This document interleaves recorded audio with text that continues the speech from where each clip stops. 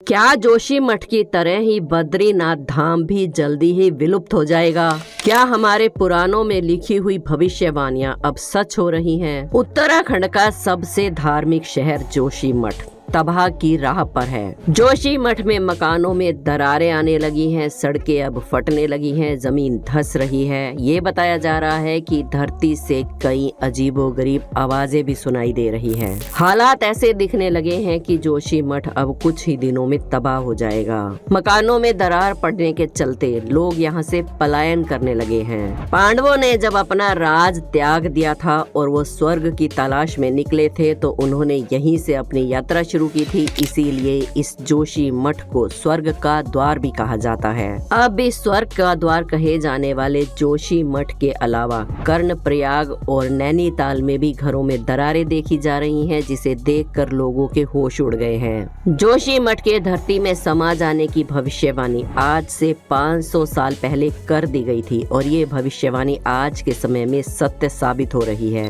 जोशी मठ में भगवान नरसिंह की एक मूर्ति है जिसका एक हाथ पतला होता जा रहा है। ये भविष्यवाणी पहले ही कर दी गई थी कि जिस दिन ये हाथ टूटकर गिर जाएगा उस दिन नर और नारायण नाम के दो पर्वत, जिन्हें जय और विजय भी कहा जाता है, मिलकर एक हो जाएंगे और फिर बद्रीनाथ जाने का मार्ग भी बंद हो जाएगा। भगवान नरसिंह की मूर्ति के हाथ के पतले होने के पीछे क्या कारण है? जय और विजय नाम के पर्वत एक क्यों हो जाएंगे? इसके पीछे भी हमारे पुराणों में एक कथा है जिस पर हमने एक वीडियो बनाई है जो कि हमारे चैनल अनोखी दुनिया पर मौजूद है।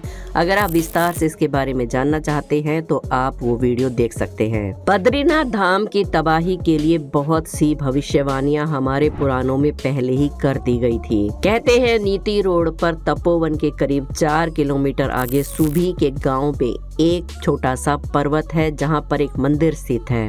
इस मंदिर को भविष्य बद्री के नाम से जाना जाता है। इस मंदिर में एक पत्थर भी है जिस पर अस्पष्ट से प्रतिबिंब उभरे हुए हैं। कहते हैं कि ये भगवान की आकृति धीरे धीरे उभर रही है। जिस दिन ये आकृति पूरी उभर कर सामने आ जाएगी उस समय बद्रीनाथ भगवान भविष्य में बद्री में भक्तों को दर्शन देंगे। बद्रीनाथ भगवान पंच केदार की तरह पंच बद्री भी कहे जाते हैं। आज जहां हम बद्रीनाथ की पूजा करते हैं उस धाम की स्थापना आदि गुरु शंकराचार्य ने 8वीं शताब्दी में की थी। इसके अतिरिक्त ध्यान बद्री, वृद्ध बद्री, योग ध्यान बद्री और भविष्य बद्री का भी बहुत बड़ा महत्व है। धार्मिक ग्रंथों के अनुसार भगवान योग ध्यान बद्री की मूर्ति को अर्जुन स्वर्ग से उस समय लेकर आए थे जब वो गंधर्व विद्या सीख कर स्वर्ग से धरती पर लौट रहे थे। अष्ट धातु से निर्मित ये मूर्ति चित्त को आकर्षित करने वाली है, इसीलिए अर्जुन उसे लेकर आए और यहाँ पर स्थापित किया। शीतकाल में जब भगवान नर नारायण के मंदिर के पट बंद हो जाते हैं तब भगवान का पूजन यहीं पर किया जाता है। ऐसा ही है वृद्ध बद्री जिसमें प्रतिदिन पूजा अर्चना की जाती है। धार्मिक श्रद्धा के अनुसार एक बार जब नारद मुनि मृत्यु लोक में भ्रमण कर रहे थे तो उनके मन में भगवान बद्रीनाथ के दर्शन का विचार आया। जब वो चलते चलते थक गए तो यहीं बैठकर भगवान विष्णु का ध्यान करने लगे। उस समय भगवान विष्णु ने एक बूढ़े का रूप धारण करके नारद जी को दर्शन दिए। तभी से यहाँ भगवान नारायण की वृद्ध रूप में पूजा अर्चना शुरू हो गई। इसी प्रकार की कथा ध्यान बद्री के बारे में भी है। एक बार ऋषि दुर्वासा के कारण देवराज इंद्र का राजपाट छूट गया और वो दर दर भटकने के लिए मजबूर हो गए। तब इंद्र ने इसी स्थान पर कल्पवास किया और भगवान बद्रीनाथ का ध्यान और पूजन किया। इसके बाद भगवान की कृपा से उनको फिर से मान सम्मान और राज्य की प्राप्ति हुई। तभी से इस स्थान पर ध्यान बद्री का पूजन और कल्पवास किया जाता है। लेकिन अब उसी देवभूमि उत्तराखंड पर संकट के बादल मंडरा रहे हैं। इस धार्मिक स्थल की तबाही को देखकर न सिर्फ लोग ही परेशान हैं बल्कि सरकार की भी नींदें उड़ी हुई हैं। लेकिन इतनी बड़ी तबाही को हम नजरअंदाज नहीं कर सकते। इसमें हमने क्या क्या गलतियां की हैं उस पर भी हमें नजर डालना जरूरी है।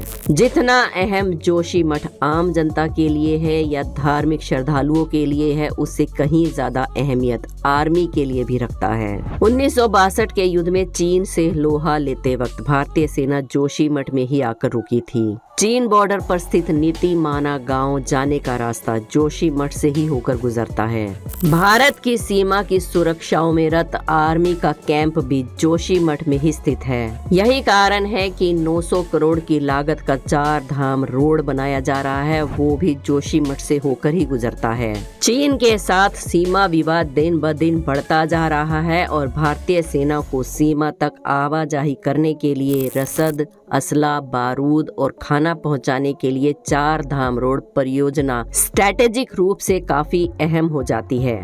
लेकिन कहीं यही 4 धाम योजना ही तो जोशीमठ के पतन का कारण नहीं बन गई है। आज हमें इस बात पर भी गौर करने की बहुत ज्यादा जरूरत है। इसीलिए सबसे अहम सवाल ये है कि जोशीमठ के इस हालात का जिम्मेदार कौन है और क्या जोशीमठ को बचाया जा सकता है या नहीं। इस सवाल का जवाब जानने के लिए इतिहास में जियोलॉजिस्ट ने जोशीमठ और उसके आसपास के एरिया के बारे में क्या कहा था, उसके बारे में भी आपका जानना बहुत जरूरी है। सबसे पहले साल 1939 में 2 बड़े विशेषज्ञों ने बताया था कि जोशीमठ इतिहास में आई एक बड़ी लैंडस्लाइड पर बसा है। इतिहासकार शिव प्रसाद डबराल ने भी अपनी किताब में लिखा था कि जोशीमठ में लगभग 1000 साल पहले एक लैंडस्लाइड आया था, जिसके चलते कत्यूरी राजाओं को अपनी राजधानी जोशीमठ से शिफ्ट करनी पड़ी थी। लेकिन पिछले 50 साल की ओर देखें तो 1976 के आसपास जोशीमठ में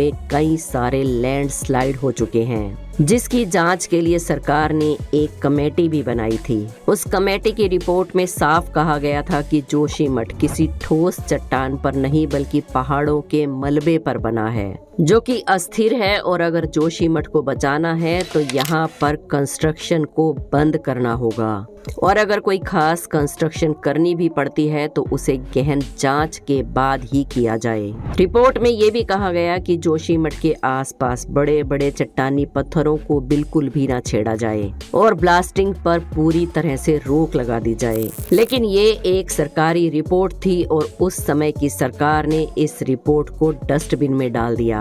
बद्रीनाथ जाने वाले श्रद्धालुओं के लिए बड़े बड़े होटलों का निर्माण हुआ, जिससे जोशीमठ के स्लोप पर काफी छेड़छाड़ भी हुई। 7 फरवरी 2021 को ऋषिगंगा में आई भीषण बाढ़ ने भी जोशीमठ को काफी नुकसान पहुंचाया।